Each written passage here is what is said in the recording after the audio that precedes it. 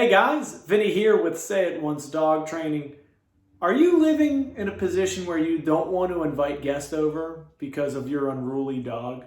Are you changing your lifestyle habits because we're either afraid and or embarrassed to have people around? We got to change that, man. That's something that can't happen. And here's the thing. Your dog's probably going to live to 13 or 15 years old. Are you really going to live like that in a bubble, in a shelter, for that long? No. Let's fix the freaking problem. Let's talk about how do we bring guests into the house. All right, guys, take a deep breath. We're going to bring guests into the house, and guess what? It's going to be successful. If you don't start with that mindset, you're screwed anyways. Stop watching the video and keep being pessimistic. Now, how do we set our dog up for success? First rule, the guests that are coming into the house have one vital rule to follow. They're not allowed to acknowledge the dog until the dog is giving the behavior that it's expected. Let me say that again. Don't touch my dog or I'll kill you. That's the easiest way to tell it to your guests when they come over. Don't touch my dog or I'll kill you.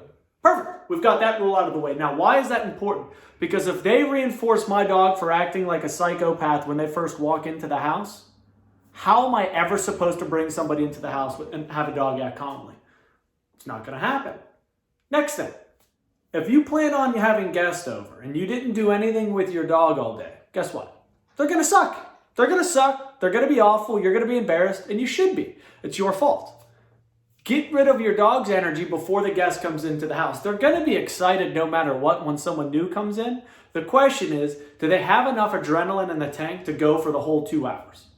If I take my dog for a walk for 45 minutes, or if I do 30 to 45 minutes of training before the guest comes into the house, my dog is going to be significantly better than he would if I didn't do anything.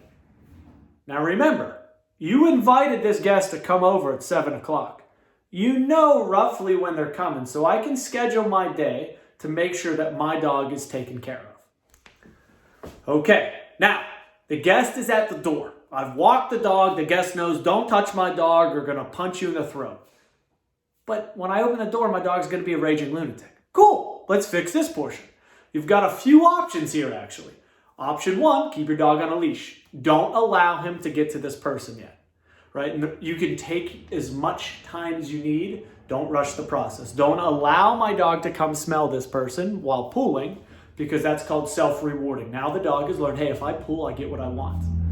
I can meet the guest outside and go on a walk. Still don't allow that guest to meet. I could put my dog in a crate for the first 5 minutes, have the guest come sit down, then bring the dog out.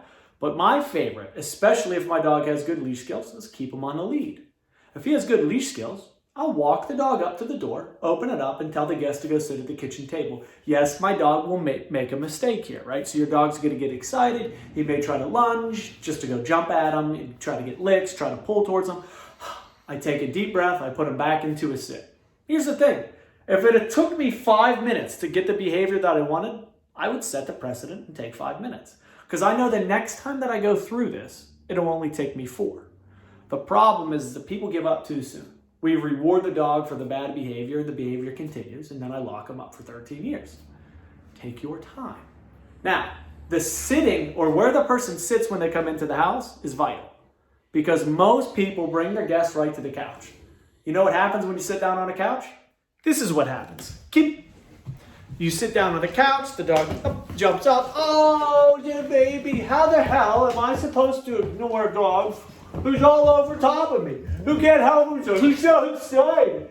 And then the guest starts to pet him and get him all fired up. And then guess what? We've lost it. We've lost it all. At this point, it's over. Everything we just worked for. If you allow your dogs on the couch, bring your guest to the kitchen table. Life will be 1,000 times easier for you, I can guarantee it.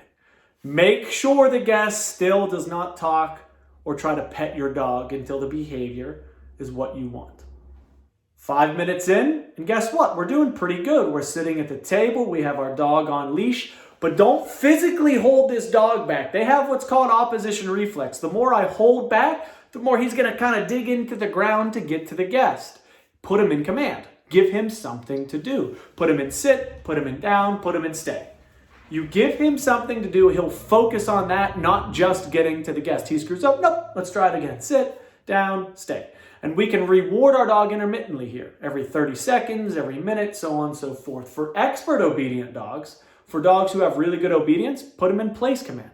Put them in a stay command away from the guest. Have the guest walk around the house. See if my dog's ability to hold that, where he goes, okay, I want it, but I'm not going to get it yet. And then guess what happens? The dog chills out. And then guess what happens? Then we can pet the dog. We hang out with the dog, we play with the dog, and then you go back on leash, you go back on place, you go back in a sit, and you chill out.